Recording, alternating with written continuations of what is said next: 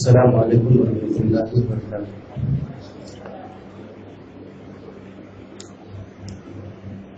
بسم اللہ والصلاة والسلام علی رسول اللہ وعلی آلہ ومن والاه وبعد۔ أشهد أن لا إله إلا الله وحده لا شريك له وأشهد أن محمدا عبده ورسوله۔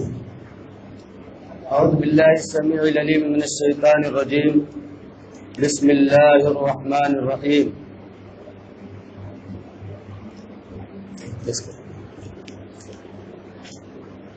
إن الله لا يغفر أن يشرك به ويغفر ما دون ذلك لمن يشاء ومن يشرك بالله فقد ضل ضلالا بعيدا۔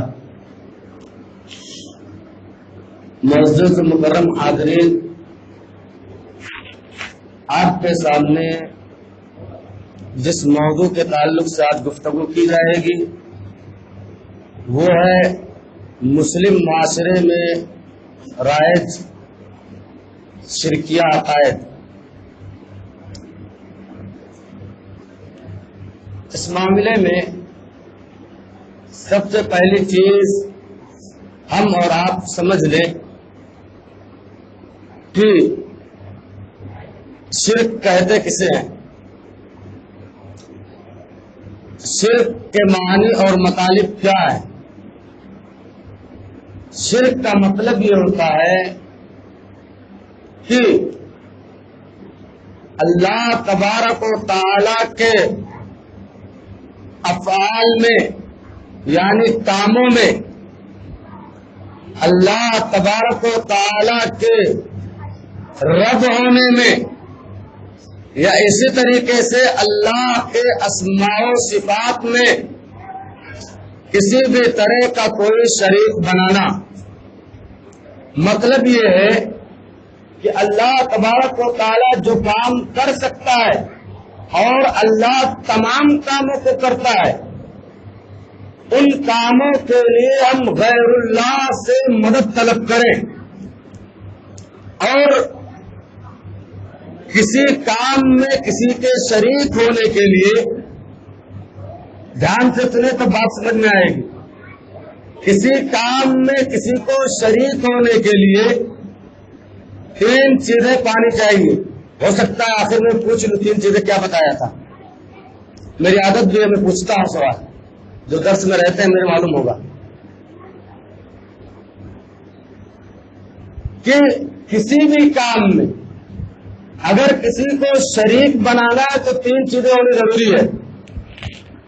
ایک تو یہ کہ آدمی اس چیز کا مالک ہو، دوسرے یہ کہ اس چیز میں اس کا پارٹنر ہو، تیسرے یہ کہ جس سے مدد طلب کیا جا رہا ہے اس کو اجازت ہو۔ یہ تین چیزیں ہونے ضروری ہیں۔ اب ہم اور آپ دیکھتے ہیں کہ اللہ تبارک و تعالی کے تعلق سے جو شرک کیا جاتا ہے،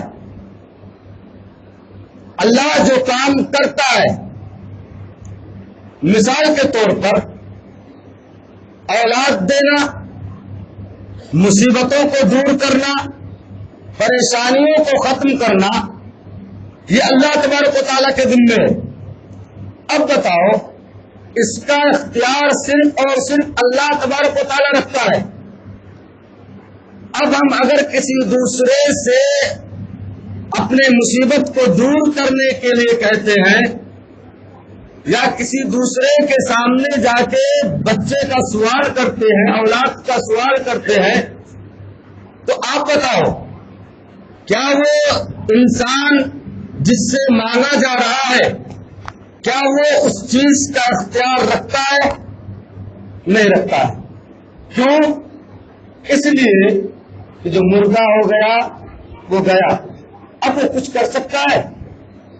اسی لیے اللہ تبارک و تعالیٰ نے قرآن مقدس میں بڑی پیاری مثال دی ہے، إِنَّكَ لَا تُسْمِعُ الْمَوْتَى وَلَا تُسْمِعُ الصُّمَّ الدُّعَاءَ إِذَا وَلَّوْا مُدْبِرِينَ۔ آپ مردوں کو نہیں سنا سکتے، اور پھر فرمایا نہ آپ بہروں کو سنا سکتے ہیں. اللہ تبارک و تعالیٰ کے اس انداز کو دیکھا جائے، کون سا انداز اللہ نے بتایا؟ آپ مردوں کو نہیں سنا سکتے اور نہ بہروں کو سنا سکتے. پہلے مردے پھر بہرے. کیوں؟ پہلے مردے کا تذکرہ کیوں، بعد میں بہرے کا تذکرہ کیوں؟ بتلانا یہ مقصود ہے کہ دیکھو، ایک آدمی جس کی باڈی کے تمام اعضاء صحیح ہیں، تمام پارٹ اس کے صحیح ہیں، صرف میں نے کان کی سماعت کو چھین لیا ہے، دنیا کی ساری طاقت مل کے اسے سنانا چاہے سنا سکتی ہے؟ نہیں سنا سکتی ہے نا. میں نے جس کے ساری چیزوں کو چھین لیا ہے اس کو کون سنائے گا؟ اس کو کون سنا سکتا؟ ایک کان چھینا تو کوئی نہیں سنا سکتا، سارے میڈیکل فیل ہو گئے. لیکن اگر جسم کے تمام اعضاء کی حرکت کو چھین لیا اب کون سنائے گا؟ کوئی سنا سکتا ہے؟ نہیں سنا سکتا ہے. تو اسی طریقے سے اللہ جس چیز کا اختیار رکھتا ہے اس میں کسی سے مدد طلب کرنا یا کسی کو سپورٹر مان لینا یا کسی کو اختیار والا سمجھ لینا، یہ تو شرک ہے. اور شرک کی قسموں کو ہم اور آپ جانتے ہیں. شرک کی دو بڑی قسمیں ہوتی ہیں، ایک شرک اکبر، ایک شرک اصغر. بڑے بڑے شرک جنہیں کہا گیا، چھوٹے شرک. اب شرک اکبر کی کتنی قسمیں ہیں کوئی بتائے گا؟ شرک اکبر کی کتنی قسمیں؟ نہ، بالکل نہیں. شرک اکبر کی بھی 3 قسمیں ہیں. کیسے؟ الشرک فی الربوبیہ والشرک فی الالوہیہ والشرک فی الاسماء والصفات. 3 اقسام، یعنی 3 قسمیں ہیں. ربوبیہ مطلب کیا؟ اللہ اس کائنات کا رب ہے، اس کائنات کو پیدا کرنے والا اللہ ہے. ہمیں اور آپ کو پیدا کرنے والا کون؟ اللہ ہے. اولاد دینا کس کی ذمہ داری؟ اللہ کی ہے. اب ہم اور آپ اگر اولاد کسی اور سے طلب کریں تو اللہ کے رب ہونے میں ہم نے شریک نہیں کیا، اللہ کو رب نہیں مانا ہم. اور مشرک کا معاملہ یہ ہوتا ہے کہ وہ اللہ تبارک و تعالیٰ سے زیادہ غیر اللہ سے محبت کرتا ہے. وَمِنَ النَّاسِ مَن يَتَّخِذُ مِن دُونِ اللَّهِ أَندَادًا يُحِبُّونَهُمْ كَحُبِّ اللَّهِ. اللہ کے علاوہ جن کو لوگوں نے معبود بنا رکھا ہے نا، اللہ سے ذرا سے محبت ہوتی ہے. اشد حبا کہا گیا ہے، سخت محبت ہوتی ہے غیر اللہ سے. اسی لیے ہم اور آپ دیکھتے ہیں کہ اگر اللہ کی نافرمانی ہو جائے آدمی اتنا آگ بگولا نہیں ہوتا ہے، اتنا غصے میں اور جذبے میں نہیں آتا ہے جتنا پیر صاحب فقیر صاحب کو بول دو تو آپ کی بوٹی بوٹی کر ڈالے گا. وہ ہے کہ نہیں؟ آپ جا کے مزار پر توحید کی بات کر دو، کریں گے؟ آپ واپس نہیں آ سکتے. کیوں؟ اشد حبا للہ. یہی ہے، اللہ سے زیادہ ان سے محبت پائی جاتی ہے ان کے یہاں. غیر اللہ کی محبت اللہ سے زیادہ ہو گئی، اس لیے اللہ کی بات کرو گے تو چل جائیں گے، غیر اللہ کی بات کرو گے تو خوش ہو جائیں گے. یہ ہوتا ہے توحید. شرک فی الربوبیہ، اللہ کی ربوبیت میں شرک کر لینا. اور شرک فی الالوہیہ، الہ کون؟ معبود حقیقی کون ہے؟ اسی لیے جب کہا جاتا ہے لا الہ الا اللہ، اللہ کے علاوہ کوئی معبود نہیں، اگر یہ ترجمہ کر دیا جائے ترجمہ غلط ہو جائے گا. کیوں؟ میں بولوں اللہ کے علاوہ کوئی معبود نہیں، ترجمہ غلط ہے میرا. کیوں؟ اس لیے اس کا ترجمہ حقیقی ہوگا اے لا الہ الا اللہ، اے لا معبود بحق الا اللہ. اللہ کے علاوہ کوئی حقیقی معبود نہیں ہے. نہیں تو معبود باطل تو آپ گن نہیں سکتے اتنا. معبود ہے لیکن معبود حقیقی کون؟ اوپر والا، یعنی اللہ تبارک و تعالیٰ. اب اللہ تبارک و تعالی کے علاوہ اس کائنات میں کوئی کسی کی مصیبت کو نہیں ٹال سکتا. اجی میں پوچھوں اگر آپ سے کہ اگر بابا آپ کے یا جن کو آپ نے شریک ٹھہرایا اللہ کا، یہ اگر مصیبت کو دور کر لے جاتے، اس کائنات کی ایک انسان کے لیے سب سے بڑی مصیبت موت ہے کہ نہیں؟ سب سے بڑی مصیبت موت ہے. اگر وہ مصیبت کو دور کر لے جاتے تو اپنی مصیبت کائے کو نہیں دور کیے؟ اپنی مصیبت دور کرنی چاہیے پہلی نا. میں اگر کسی چیز کا اختیار رکھتا ہوں تو سب سے پہلے میں اپنا ڈیفنس کروں گا نہ کہ دوسرے کا. پہلے آدمی اپنا ڈیفنس کرتا ہے. تو اگر وہ اپنا ڈیفنس کر سکتے تھے تو موت کیوں آئی ان کو؟ کیوں آئی موت؟ اور موت آنا یہ اس کے کمال نقص معبود کی دلیل ہے کہ معبود نہیں ہو سکتا. جس کو موت آئے وہ کبھی معبود نہیں ہو سکتا. جو کھائے معبود نہیں ہو سکتا. جو قضائے حاجت کے لیے جائے معبود نہیں ہو سکتا. جو ہمارے اور آپ کی طرح ہے معبود نہیں ہو سکتا. معبود کے لیے شرط کیا ہے؟ تمام کائنات سے بالاتر ہونا چاہیے. تمام کائنات کو جو ضرورت پڑتی ہے اس سے بالاتر ہونا چاہیے. اسی لیے اب میں صرف فرق کے جو تفسیر میں اسی چیز کی طرف اشارہ کیا تھا کہ جو معبود ہونا چاہیے، معبود کیسا ہونا چاہیے؟ معبود اکیلا ہونا چاہیے. کیسے اکیلا ہونا چاہیے؟ اس کائنات کا نظام یہ ہے جب کہ ایک درخت سے آم کا درخت جو ہے اس سے انگور نہیں پیدا ہو سکتے، سیب کے درخت سے آپ آم نہیں نکال سکتے،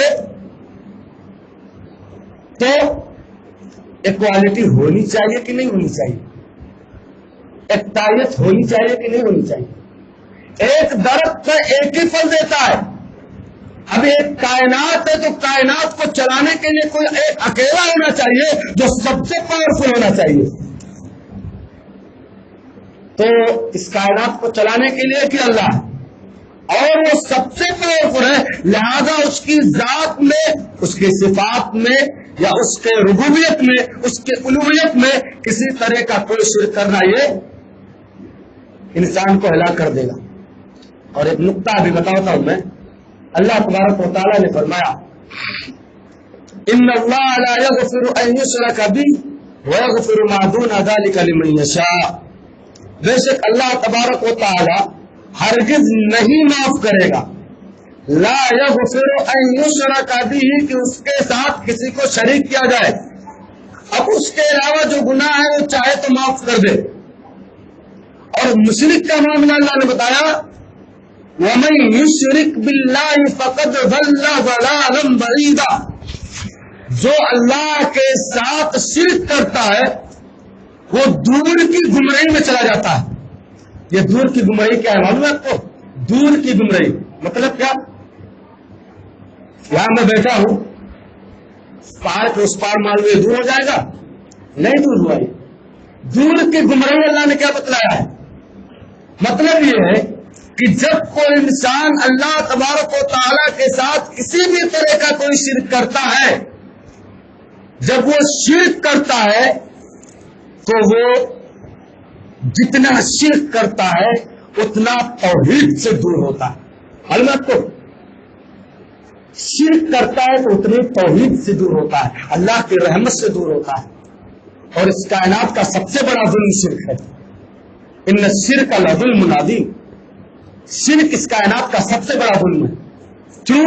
اس لیے جس اللہ نے پیدا کیا آپ اس اللہ کے تعلق سے اور اس اللہ کا شریک و شادی سب کو بنا لیں.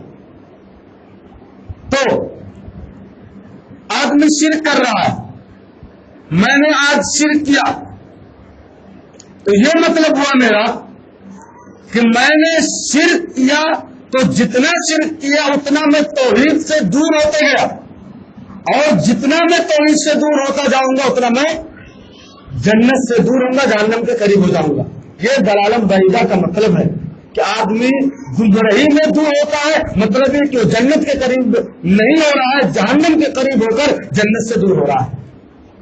اب ہم اور آپ دیکھتے ہیں کہ ہمارے معاشرے میں جس کو ہم اور آپ مسلم معاشرہ اور سماج کہتے ہیں، اس کے اندر شرک کی کتنی چیزیں پائی جاتی ہیں، شرک کے کتنے پارٹ اور حصے پائے جاتے ہیں.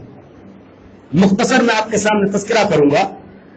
سب سے پہلی چیز یہ ہے کہ جو ہمارے اور آپ کے سماج کے اندر عام ہے، اللہ کے علاوہ کسی اور کے قسم کھا لینا. میں نے کبھی شاید بتایا تھا ایک چیز کو، اللہ کے علاوہ کی قسم کھانا مطلب آدمی اپنے باپ کا قسم کھائے، سر کا قسم کھائے، کچھ نہیں ملا تو قرآن کا قسم کھا لے، چھوٹے سے بچے کا قسم کھا لے، کچھ نہیں پایا تو تیرے سر کی قسم، تیرے پیر کی قسم. ہے نہیں کہ آج ہے کہ نہیں ہے کہ نہیں ہے؟ بولو ہے کہ نہیں ہے؟ سماج اور معاشرے کے اندر ہے کہ نہیں؟ ہمارا نوجوان طبقہ کیا بولتا ہے؟ تیرے سر کی قسم میں جھوٹ بول ہی نہیں سکتا.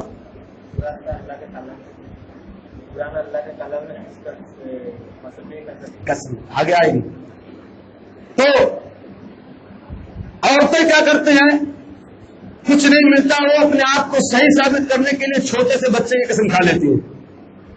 اس بچے کی قسم، فلاں کے ابو کی قسم، فلاں بابا کی قسم، فلاں پیر صاحب کی قسم. یہ سب کیا ہے؟ یہ شرک ہے. پیارے رسول صلی اللہ علیہ وسلم نے فرمایا من حلف بغیر اللہ فقد اشرک، جس نے اللہ کے علاوہ کسی بھی چیز کا، من حلف لغیر اللہ، اللہ کے علاوہ کسی بھی چیز کا. اب اگر ثابت کرو قرآن کی قسم، اس کی قسم، اس کی قسم، ظاہر سی بات ہے وہ غیر اللہ میں آیا کہ نہیں؟ بولو اللہ کے کلام کی قسم کھائیں گے آپ؟ قرآن اللہ کا کلام، قسم کھائیں گے آپ؟ قطعاً نہیں. وہ الگ مسئلہ ہے کہ بعض علماء نے اجازت دی ہے، لیکن صحیح اور درست بات یہ ہے کہ قسم نہیں کھایا جائے گا. جس نے اللہ کے علاوہ کا قسم کھایا تو اس نے شرک کیا، اور شرک کا انجام جہنم ہے. ابو داؤد کی روایت 3254 نمبر کی کہ آدمی شرک کرے اللہ کے علاوہ کا یا قسم کھائے تو اس نے شرک کر لیا. یہ سماج کی ایک قسم ہوئی شرک کی. دوسری قسم یہ ہوئی کہ اللہ کی مشیت میں کسی اور کو شامل کر لینا. اللہ جو کام کر سکتا ہے، اللہ نے جو کام کیا ہے اور جو کام وہ کرتا ہے، اس میں کسی دوسرے کو شامل کر لینا. مطلب سمجھے اس کا؟ اللہ کے علاوہ اللہ کی مشیت میں یا اللہ کے ارادے میں کسی اور کو شریک کرنے کا مطلب کیا ہے کہ جو فلاں صاحب چاہیں گے وہی ہوگا، ہے کہ نہیں؟ میں فلاں وہاں چلے جاؤ، جو وہ چاہیں گے وہ ہو جائے گا، ہے کہ نہیں؟ یہ تو چھوڑو، اگر رسول صلی اللہ علیہ وسلم بھی چاہ لے تب بھی اللہ کی مرضی کے بغیر نہیں ہو سکتا ہے. سمجھ آیا؟ اگر رسول اللہ صلی اللہ علیہ وسلم نے کوئی چیز چاہے اور اللہ کی مرضی نہ ہو تو کام ہو سکتا ہے؟ قطعاً نہیں ہو سکتا ہے. قطعاً ہو نہیں سکتا ہے. جب اللہ کے رسول کا چاہا ہوا نہیں ہو سکتا ہے تو امتی کا چاہا ہوا ہو سکتا ہے؟ قطعاً نہیں ہو سکتا ہے. حدیث دیکھتے ہیں، پیارے رسول صلی اللہ علیہ وسلم نے فرمایا اذا حلف احدکم فلا یقل ما شاء اللہ وشئت. جب تم میں سے کوئی قسم لے، قسم کھائے تو یہ نہ کہے کہ جو اللہ چاہے اور جو آپ چاہیں تو ہوگا، یہ نہ کہے.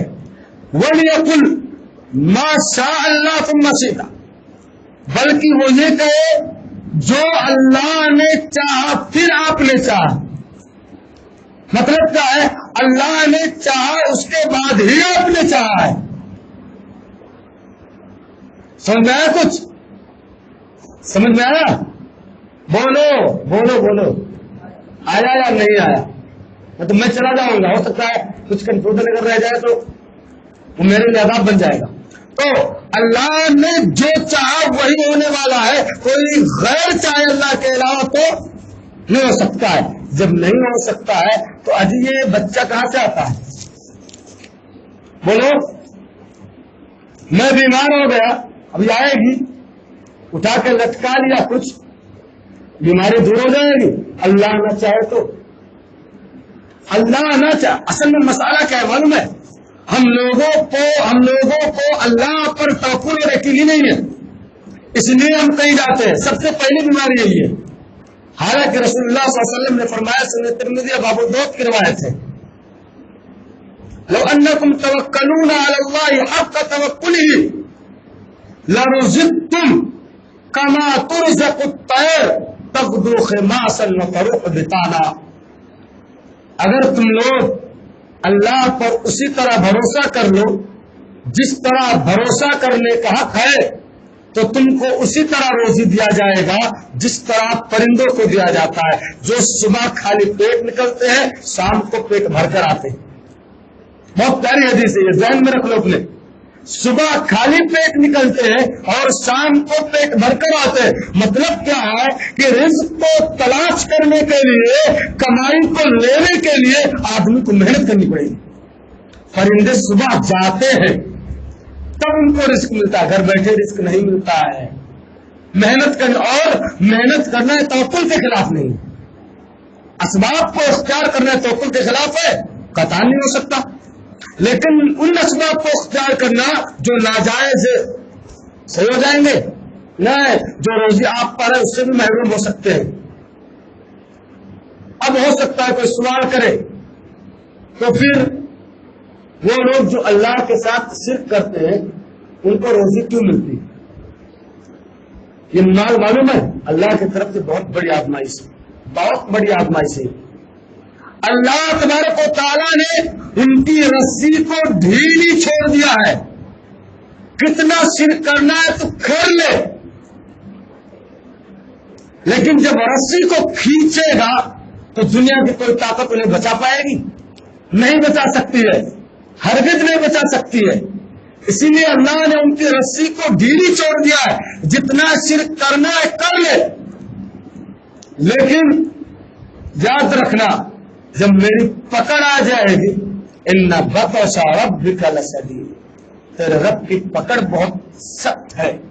جب پکڑ آ جائے گی تو دنیا کی کوئی طاقت ہمیں اور آپ کو بچا نہیں سکتی ہے. تو لہذا اللہ نے ان کو چھوڑ دیا ہے اور ان کے لیے دنیا ہی کو جنت بنا دیا ہے. آخرت میں ان کا عذاب تو دردناک ہے ہی ہے. یہ دوسری چیز ہوئی. تیسری چیز یہ ہے کہ ہم اور آپ دیکھتے ہوں گے سماج اور معاشرے کے اندر بدشگونی بڑی عام ہو, ہے کہ نہیں؟ سفر کا مہینہ منحوس ہے. صبح صبح کسی کے چہرے کو دیکھ لو, تیرا چہرہ دیکھ لیا نا پورا دن بیکار جائے گا, ہے کہ نہیں؟ صبح کسی کو دیکھ لیے, تیرا چہرہ دیکھ لیا پورا دن خراب ہو جائے گا میرا, ہے کہ نہیں ایسا؟ بلی راستہ کاٹ دے تو سفر نہیں کریں گے, ہے کہ نہیں؟ ہاتھ کی لکیریں اگر کچھ غلط بتا دیں گے تو نہیں سفر کرنا ہے. اب کسی کے پاس جاؤ, بابا صاحب کے پاس, جو ہاتھ کی لکیروں کو دیکھ کر بتاتے ہیں ارے کتنے سال کی زندگی پاؤ گے تم, تمہارے پاس کتنی بیویاں ہوں گی, تمہارے پاس کتنے بچے ہوں گے, تم کو اتنے فلیٹ ملیں گے, تم کو اتنی گاڑیاں ملیں گی. یعنی میں تعجب میں پڑھتا ہوں جو لوگ ایسا کرتے ہیں, لوگوں کی لکیروں کو بتاتے ہیں. اپنی لکیریں کہاں جاتی ہیں؟ اپنی لکیروں کو تو ذرا دیکھے میں کہاں ہوں. تعجب ہے اس پر کہ لوگوں کی قسمت تم بتا دیتے ہو, آج ایسا کرو گے تو ایسا ہو جائے گا. تم اپنی لکیریں کیوں نہیں دیکھتے ہو کہ ہماری زندگی کہاں جا رہی ہے, ہم کہاں ہیں؟ اپنی زندگی اگر وہ دیکھ لے تو سدھر جائے گا. آپ نے سنا ہوگا اس کا انجام کتنا برا ہے. بلی راستہ کاٹ دے نہیں جانے کا, کالا کتا دیکھ لیا نہیں کرنے کا, چہرہ دیکھ لینے کا, منحوس ہے تو سفر کے مہینے میں شادی نہیں کرنا, سفر کے مہینے میں یہ فنکشن نہیں رکھنا، اس میں یہ نہیں کرنا، اس میں وہ نہیں کرنا، یہ ہمارے اور آپ کے یہاں پایا جاتا ہے عام طور پر. اسی لیے عام اور جنرل چیزیں میں بتاتا ہوں. اللہ کے نبی صلی اللہ علیہ وسلم نے فرمایا من اتا عرافا او کاہنا فصدقه بما يقول فقد کفر بما انزل على محمد. جو کسی عراف کے پاس ہے، عراف کہتے ہیں لکیروں کو کھینچ کر بتلانے والا، غیب کی باتوں کو لکیروں کو کھینچ کر بتلانے والا. کاہن غیب کی باتوں کو کہانت کے ذریعے، مطلب کیا،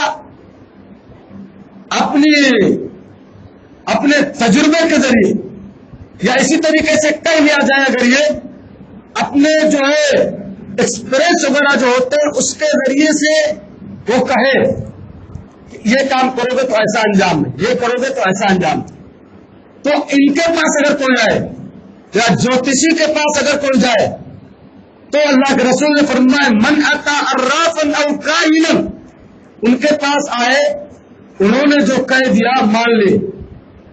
بابا نے کہہ دیا بھائی سفر کے مہینے میں شادی نہیں کرنا، آپ مان گئے. بابا نے کہہ دیا بلی راستہ کاٹ دے سفر نہیں کرنے کا، آپ مان گئے.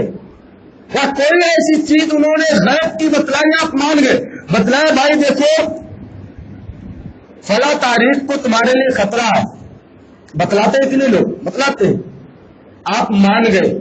فلاں تاریخ کو آپ نے سفر نہیں کیا، فلاں تاریخ کو آپ گھر سے باہر نہیں نکلے، یا اس کے لیے بچاؤ کی تدبیریں اپنائے، تو فقط کفر بما انزل علی محمد، تو اس نے محمد صلی اللہ علیہ وسلم پر نازل شدہ شریعت کی تکذیب اور جھٹلا دیا.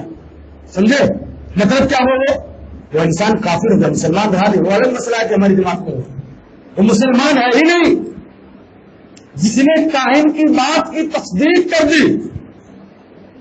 اور ایک اور روایت میں آپ نے فرمایا من اتا عرافا فاسألہ عن شیء، کوئی انسان کسی عراف کے پاس آئے، اس سے کسی چیز کے بارے میں سوال کرے، تو صرف سوال کرے، ابھی تصدیق نہیں کی ہے، صرف سوال کرے، لم تقبل له صلاۃ 40 لیلۃ، اس کی 40 راتوں کی نماز قبول نہیں کی جاتی. مطلب کہ نماز نہیں پڑھے گا 40 دن، وہ نماز پڑھے گا لیکن 40 دن کی نماز اسے زیرو میں ملے گی. اور ہم پڑھتے ہی نہیں نماز تو ہمارا کیا ہوگا؟ مصیبت در مصیبت. زندگی میں اگر کبھی 40 دن کی نماز پڑھے ہوگے تو آپ کے کھاتے سے کٹ جائے گی. وہ کتنا سخت عذاب ہے. آدمی کسی کے پاس جا کر غیب کی بات سے پوچھ لے، کتنا سخت گناہ ہے. تو لہذا ان چور دروازوں کے شرک سے ہمیں اور آپ کو بچنا چاہیے. اسی طریقے سے ہمارے سماج اور معاشرے میں شرک کی ایک اور قسم پائی جاتی ہے. کون سی؟ ہاتھوں میں کڑا پہننا، ہاتھوں میں بریسلٹ باندھنا. خصوصاً ہمارا نوجوان ہے نا، آتا ہے نا ربڑ کا، کچھ نہیں تو اجمیر شریف کا دھاگا باندھ لی ہے نا، فلاں ماہم درگاہ سے لے آئے اور اس کو باندھ لی ہاتھ میں، ہے کہ نہیں ہے؟ اور آگے گئے مولوی صاحب سے تعبیر لکھوا لیے، ہے کہ نہیں؟ اور آگے گئے نقش قرآنی لگا کے گھر میں لگا دیے، آیت الکرسی لیے گھر میں. آج شیطان نہیں آئے گا، شیطان نہیں آئے گا. جب مندر میں لگا دو ایک بار، کوئی نقش قرآنی مندر میں لگا کے لگاؤ، آتا ہے کہ نہیں شیطان؟ دیکھتا ہوں. لگانے سے کچھ نہیں ہوتا ہے، لگانے سے کچھ نہیں ہوتا ہے جب تک اس پر پڑھ کر عمل نہ کرے. اس کی تفصیلی گفتگو میں نے درس میں اپنے بتا دیا تھا کہ اس کا انجام کیا ہوگا. قرآن کس لیے آیا ہے؟ قرآن ہدایت کے لیے آیا ہے. یہ نقش قرآنی لگانے کے لیے، بیمار ہوئے تو پڑھنے کے لیے، اور کوئی مرنے لگا تو سورہ یاسین کے لیے نہ. ایسا کرو گے تو عذاب ہے عذاب، ایسا کرو گے تو عذاب ہے عذاب. انسان کی ساری نیکیاں تباہ ہو سکتی ہیں ان اعمال کی وجہ سے. تو ہاتھوں میں کڑا پہننا، بیمار ہو گئے تعویذ لٹکا لینا، یہاں پہ یا یہاں پہ یا پیروں پر، یا ایک یہاں بھی آتا ہے کچھ نا پہننے کے لیے، غیر فطر ایک آتا ہے یہاں بھی پہننے کے لیے. اور کچھ نہیں ملا گھر میں کھلنے مروا لینے کا ہے کہ نہیں؟ پایا جاتا ہے ہمارے یہاں. یہ کیا ہے؟ بتاؤ کیا ہے؟ سب کے سب شرک. اللہ کے نبی صلی اللہ علیہ وسلم نے فرمایا ان الرقى والتمائم والطیولۃ شرک. رقیہ غیر شرعیہ.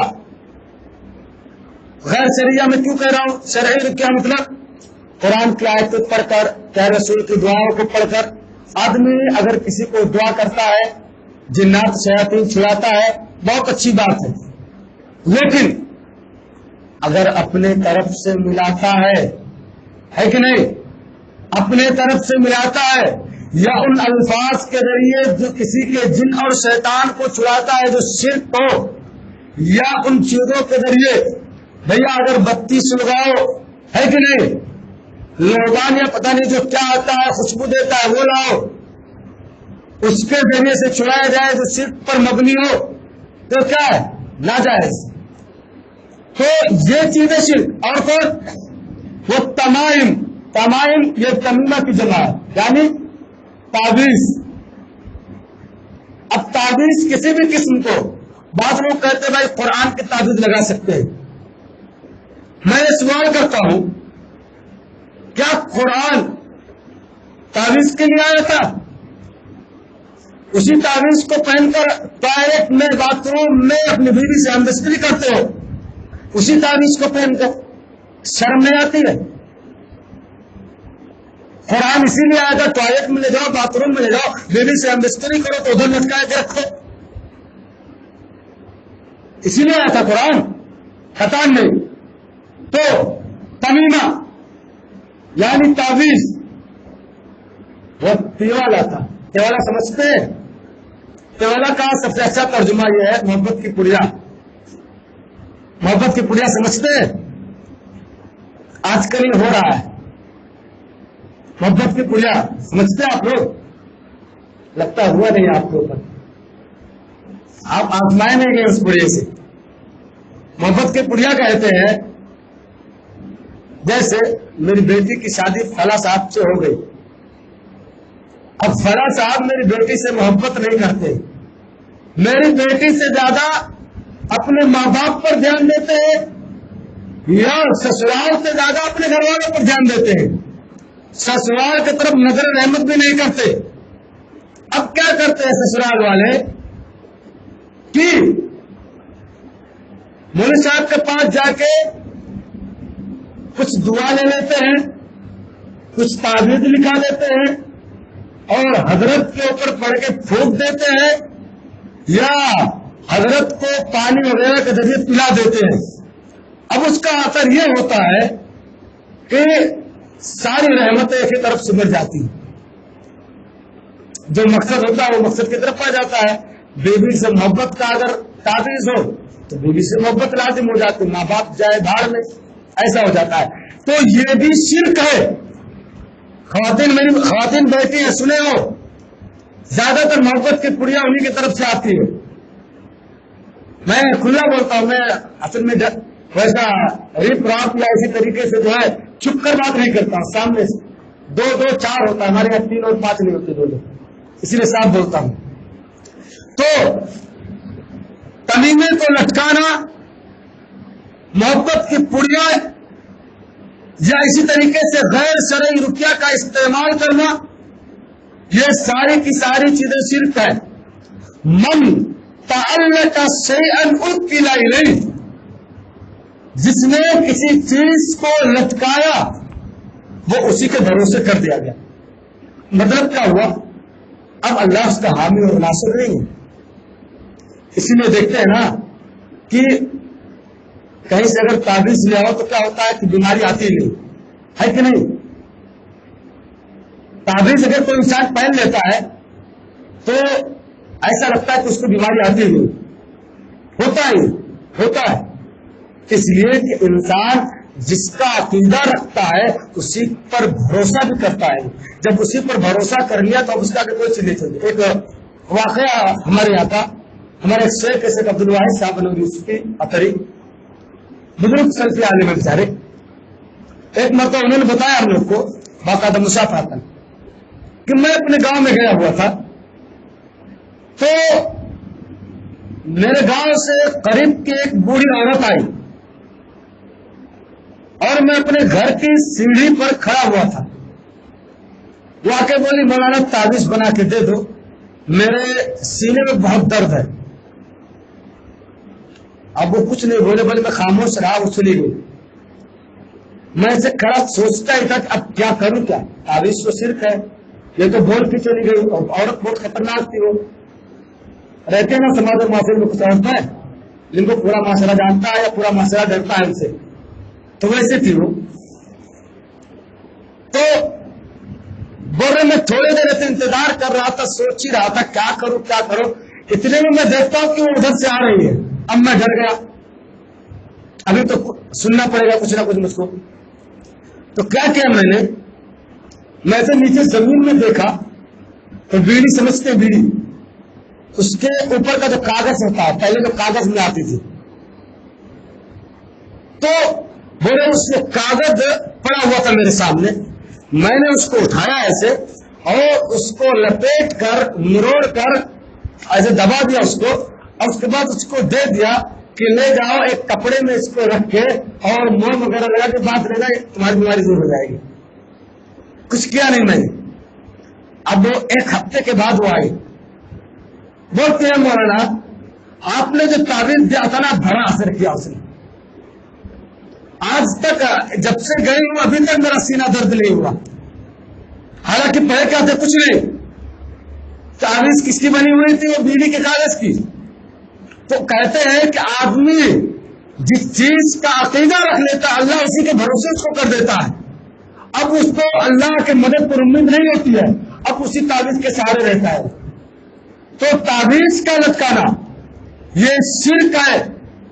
خصوصاً چھوٹے بچے کو ہم اور آپ لگا دیتے ہیں، یہ ہاتھ میں کڑا پہنا دو، بریسلٹ پہناؤ، یا پتہ نہیں کیا کیا پہنا. البتہ کچھ مرد ایسے ہیں جن میں ہاتھ میں کچھ چین وغیرہ پہننے پڑتے ہیں، تو پہننے میں کوئی حرج نہیں اس کو، لیکن بطور شو یا فیشن، بطور علاج یہ جن اور جادو سے ایسا پہننا ہی حرام ہے. تو حضرت عمران ابن حسین رضی اللہ تعالیٰ عنہ کہتے ہیں کہ ایک آدمی اللہ کے رسول صلی اللہ علیہ وسلم کے پاس آیا اور اس نے کہا، آپ نے اس کے ہاتھ میں ایک القطن من صفرا، اس کے ہاتھ میں ایک پیتل کا کڑا تھا. آپ نے کہا یہ کیا ہے؟ انہوں نے کہا کہ اللہ کے رسول مجھ کو فلاں بیماری ہوئی تھی جس کی وجہ سے میں نے اس کو پہن لیا ہے. تو کیا رسول صلی اللہ علیہ وسلم نے فرمایا کہ دیکھو آپ نے جو اس کو پہن لیا ہے نا، ما تزیدک الا وانا، یہ تمہارے مرض کو اور بڑھائے گا ہی. امدکا ان کا، اس کو نکال پھینکو اپنے سے. فإنک ان تمت وہی علیک، اگر تم اس کو پہنے رہے اسی حالت میں تمہاری موت ہو گئی، اکلت الیہ، تو اسی کے بھروسے تم کر دے جاؤ. مطلب کیا؟ تم اسی کے ساتھ مر جاؤ. مطلب کیا؟ تم جہنم میں چلے جاؤ. تو ہاتھ میں کڑا پہننا یہ حرام ہے، تعویذ لٹکانا یہ حرام ہے. یا اسی طریقے سے تعویذ قرآنی وغیرہ جو آتا ہے، حامیم عین سین قاف الف لام میم آتے ہیں نا، یہ ایک پورا فریم کے اندر ملتا ہے، گھر پہ لگانا یہ بھی شرک ہے. صرف فاتحہ لگانا یہ بھی شرک ہے. دکان کے اندر لگانا یہ بھی شرک ہے، نہیں لگا سکتے آپ. البتہ قرآن کے ذریعے علاج کیا جا سکتا ہے، اس میں کوئی حرج نہیں ہے، لیکن علاج شرعی ہونا چاہیے. بیماری شرعی ہونی چاہیے، نہ کہ آپ جس کا چاہیں اس کے علاج کے پیچھے پڑے رہے. یہ تو تعویذ کا ہوا.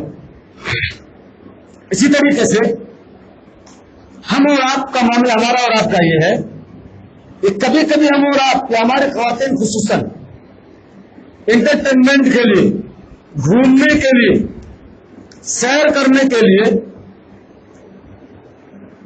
مزاروں کی طرف سفر کرتے ہیں کہ نہیں؟ چلو ماہم درگاہ دیکھ کے آتے ہیں، چلو حاجی علی درگاہ دیکھ کے آتے ہیں، ہے کہ نہیں؟ چلو اجمیر دیکھ کے آتے ہیں۔ کیا آپ کا یہ دیکھنا جائز ہے یا آپ کا وہاں سفر کرنا جائز ہے؟ البتہ آپ یہ دیکھنے جا رہے ہو کہ وہاں ہوتا کیا ہے، نہیں جائز ہے آپ کا جانا جائز نہیں ہوا۔ کیوں؟ کہ رسول صلی اللہ علیہ وسلم نے فرمایا لا تسد الرحال الا الى ثلاثه مساجد، کسی بھی جگہ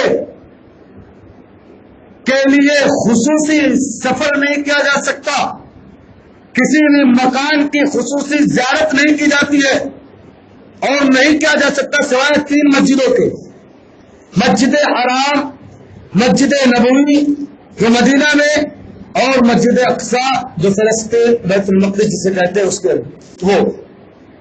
ان تینوں مسجدوں کے علاوہ آپ ثواب کی نیت سے اگر سفر کر کے جائیں زیارت کے لیے تب بھی ناجائز ہے۔ اگر آپ اس زیارت کی نیت سے جائیں کہ رسول کی قبر کی زیارت کے لیے مدینہ جا رہا ہو تو آپ کا یہ سفر کرنا ناجائز ہے۔ اب رسول سے بڑا بھی کوئی ہے کوئی بڑا نہیں ہے نا، خلاص۔ اور اللہ کے رسول صلی اللہ علیہ وسلم نے کہا کہ اپنے قبر کو عیدگاہ بنانے سے منع فرمائے، روکتے ہوئے فرمایا لا تجعلوا قبری عیدا، لوگوں میری قبر کو عیدگاہ مت بنا لو کہ لوگ اس کے لیے سفر کریں، میلہ مت بنا لو اسے، لوگ اس کے لیے سفر کر کے آئے اور وہاں پر آ کے خوشیاں منائیں۔ نہ، اللہ کے رسول صلی اللہ علیہ وسلم نے اس سے منع فرما دی۔ اسی طریقے سے ہم اور آپ دیکھتے ہیں سماج اور معاشرے کے اندر قبروں کو پختہ کر دو، ہے کہ نہیں؟ یہ شرک ہے کہ نہیں؟ بالکل شرک ہے۔ آپ صلی اللہ علیہ وسلم نے فرمایا لعنت اللہ علی الیہود والنصارى اتخذوا قبور انبیاء مساجدا، اللہ کی لعنت کو یہود و نصارہ پر کہ انہوں نے اپنے انبیاء کی قبروں کو مسجد یعنی عبادت کی جگہ بنا لیا۔ آج اگر ہم اپنے اولیاء، اپنے علماء، اپنے بزرگوں کی قبروں کو سجدہ گاہ بنا لے، وہاں جا کر دعائیں کریں، وہاں جا کر نمازیں پڑھیں، تو کیا ہم اس لعنت کے مستحق نہیں ہوئے؟ نہیں ہوئے نا۔ تو آپ صلی اللہ علیہ وسلم نے یہ بھی فرمایا لا تصلوا الى القبور ولا تصلوا علیہا، نہ تو قبر کی طرف منہ کر کے نماز پڑھو، سننا ہے کچھ؟ نہ قبر کی طرف منہ کر کے نماز پڑھو اور نہ ہی قبر کے اوپر نماز پڑھو۔ پتہ کیا چلا؟ جس مسجد کے اندر قبر ہو اس میں نماز پڑھنا حرام ہے، سمجھ میں آیا؟ آج اولیاء اللہ کے قبروں پر مسجدیں بنتی ہیں، کیا ہمارا ان پہ نماز پڑھنا جائز ہے؟ نہیں جائز، آپ کی نمازیں نہیں ہوئی۔ کیوں مسجد کے اندر قبر موجود ہے، اور جس مسجد کے اندر قبر ہو اس کا نماز نہیں ہوتی۔ تو نہ تو قبر کی طرف نماز پڑھنا ہے نہ قبر پر نماز پڑھنا ہے۔ اور مسجدوں کے اندر جو بنائے جاتے باقاعدہ ایک خاص مکان ہوتا ہے، اور اس مسجد میں نماز پڑھنے کے لوگ فضائل بھی بتلاتے ہیں، ایسا کرو گے نماز پڑھو، حضرت کے قبر پر جا کے دعا مانگو، ڈائریکٹ اللہ سنتا ہے، ڈائریکٹ سنتا ہے۔ جب وہ نہیں سنتے تو ان کو کیا سنائیں گے؟ وہ پہلے ان کو تو سنا لو، پہلے ان کو سنا لو نا۔ ان کے قبروں کو توڑ دیا جاتا ہے، حضرت کو خبر ہی نہیں ہے کہ نہیں؟ حضرت علی رضی اللہ تعالیٰ عنہ کو آپ صلی اللہ علیہ وسلم نے یہ حکم دیا تھا کہ جاؤ جتنی قبریں تمہیں پختہ نظر آتی ہیں سب کو توڑ دو، کسی کو چھوڑنا نہیں۔ اور اسی طریقے سے آپ صلی اللہ علیہ وسلم نے فرمایا کہ آپ نے اس سے منع فرمایا۔ حضرت جابر کہتے ہیں نہا رسول اللہ صلی اللہ علیہ وسلم ان یجسس القبر، آپ نے اس چیز سے منع فرمایا کہ قبر کو پختہ کیا جائے، قبر پر پینٹ لگایا جائے، قبر کو چورا لگایا جائے، ہے کہ نہیں؟ ہے پائے جاتا ادھر جا کے دیکھو، ادھر ہے آپ ہی کے علاقے میں. آپ نے اس سے منع فرمایا. اور کیا فرمایا آپ نے؟ وہ فعل مجہول کا صیغہ ہے کہ اس کے اوپر بیٹھا جائے. آج قبر کے مداروں کے اوپر کیسے بیٹھتے ہیں لوگ، اور عجیب قاعدہ بنا لیے، اذا آیتکم الامور فعلیکم بصاحب القبور. جب تمہیں معاملات تھکا دے، بوکھلا جاؤ پریشانیوں کو، تو کیا کرو؟ قبر کی طرف رکو. یہ قاعدہ ہے ان کا، یہ قاعدہ ہے.